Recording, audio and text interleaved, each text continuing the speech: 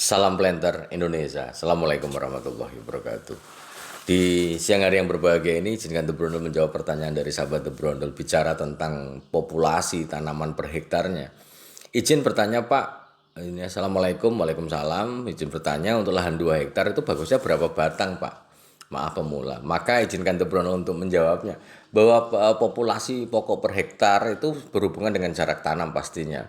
Nah, jarak tanam terbaik bagi tanaman kelapa sawit itu orang masih berpikiran 143, 136 atau 156 bahkan yang pengen ditanamnya.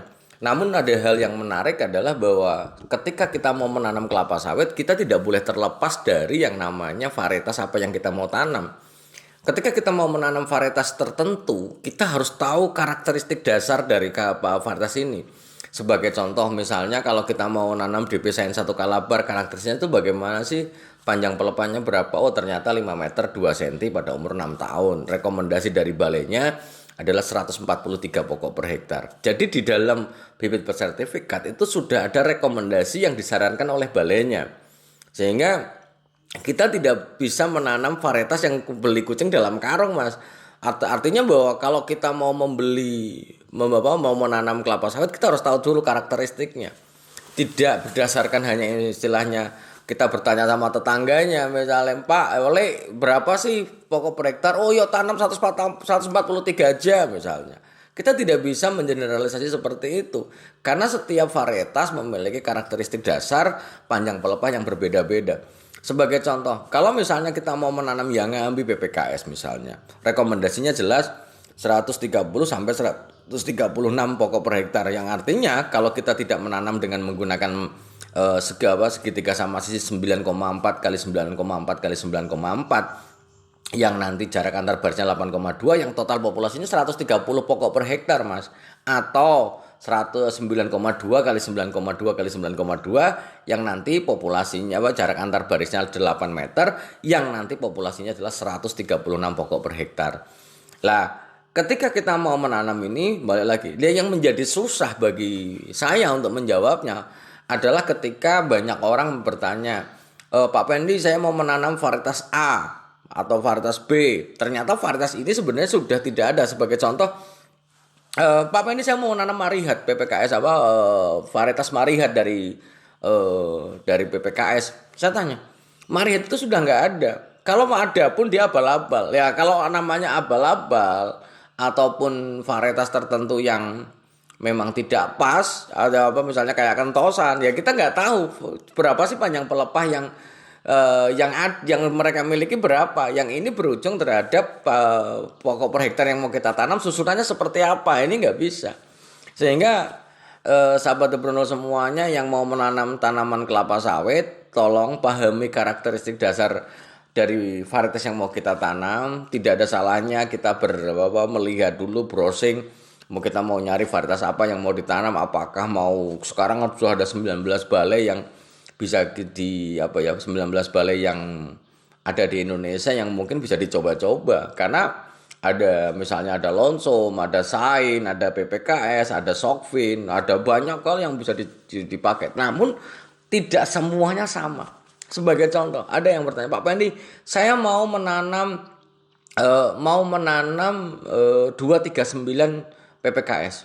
Maka kita cari dulu 239 PPKS itu rekomendasinya berapa sih di internet? Itu dari balainya berapa, yang ini menjadi acuan kita di dalam menata tanaman kita di lahan yang mau kita tanam.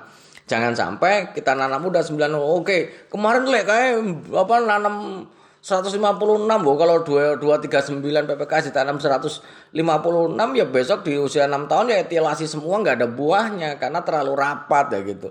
Sehingga ini menjadi hal yang penting bagi sahabat The Brondol yang mau memulai usaha bertanam kelapa sawit adalah pahami karakteristiknya.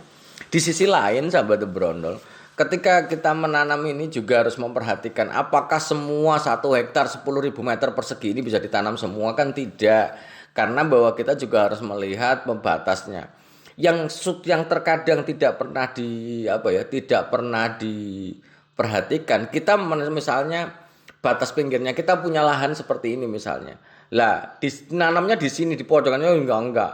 Tetap harus ada spare misalnya apakah nanti pelepah yang masuk ke lahan orang itu hanya seperempatnya saja kah atau tidak ada sama sekali. Jadi 5 meteran dari peringgan itu kita tanamnya di sini, mulai titik tanamnya di sini. Ini sangat penting untuk memahami hak atas tanah dari milik petani lain. Mungkin itu sih yang dapat saya sampaikan pada kesempatan di siang hari yang berbahagia ini. Intinya kalau 2 hektar berapa sih banyak, pokoknya maka tergantung varietas yang masih mau tanam. Karena tidak semua varietas memiliki panjang pelepah yang sama, sehingga jarak tanamnya juga pasti akan berbeda-beda. Jarak tanam yang sesuai akan dimaksudkan adalah bagaimana kelapa sawit mendapatkan sinar matahari yang sesuai. Ketika kelapa sawit mendapatkan sinar matahari yang sesuai, maka pertumbuhannya akan normal.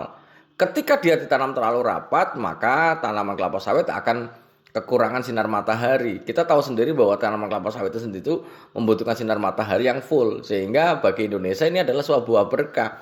Di negara-negara subtropis yang nggak akan bisa nanam kelapa sawit, tidak bisa.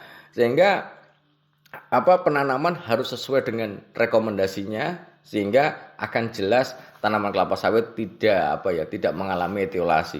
Karena kemarin ada yang menanya, Pak Pendi, kalau misalnya nanam terlalu rapat bagaimana? Ini kalau misalnya banyak orang berpikir bahwa menanam kelapa sawit nggak ngaruh, menanam kelapa sawit rapat-rapat juga nggak apa-apa. Wah, ini sebuah statement yang salah. Ya, begitu ditanya umurnya berapa, 3 tahun, wah ya wajar, belum terjadi etiolasi. Misalnya kita nanam mau PPKS, mau sain, mau mana, kemudian ditanam ukuran misalnya 7x8 pun pada awalnya juga ada masalah. Nggak ada masalah awalnya. Ini awalnya nggak ada masalah. Kenapa dia nggak ada masalah? Karena panjang pelepahnya belum optimal. Di mana bahwa tanaman kelapa sawit panjang pelepah optimal di 6 tahun, baru nanti ketemu masalah kerapatan. Kalau di usia awal-awal pasti tidak ada masalah, tidak akan ada masalah karena panjang pelepahnya belum mencapai maksimal. Inilah di sini banyak orang yang mengatakan alah, tanam agak rapat pun nggak apa-apa. Tapi ingat bahwa kalau ditanam rapat pada usia kecil, ini akan berefek pada di usia 6 tahun ke atas. Tanaman yang terlalu rapat akan berpengaruh terhadap tanaman ini, akan tumbuh secara etiolasi, mengalami etiolasi, pertumbuhan yang meninggi yang cepat, kurus dan lemah, dan yang pasti di dalam produktivitas tanaman kelapa sawit buahnya tidak produktif. Sehingga tolong sekali lagi sahabat Brondol yang mau menanam kelapa sawit, pahami jarak tanamnya, spesifikasinya dulu, kemudian nanti diatur sesuai dengan jarak tanam rekomendasi. Dan yang paling susah adalah ketika kita menggunakan yang abal-abal ataupun kentosan, karena kita tidak tahu spesifikasinya seperti apa yang akan kita tanam, sehingga kita nggak tahu kita jarak tanam aja nggak tahu, apalagi produksinya, potensi produksi yang mungkin ada. Semoga bermanfaat bagi kita semuanya, dan salam planter Indonesia. Assalamualaikum warahmatullahi wabarakatuh.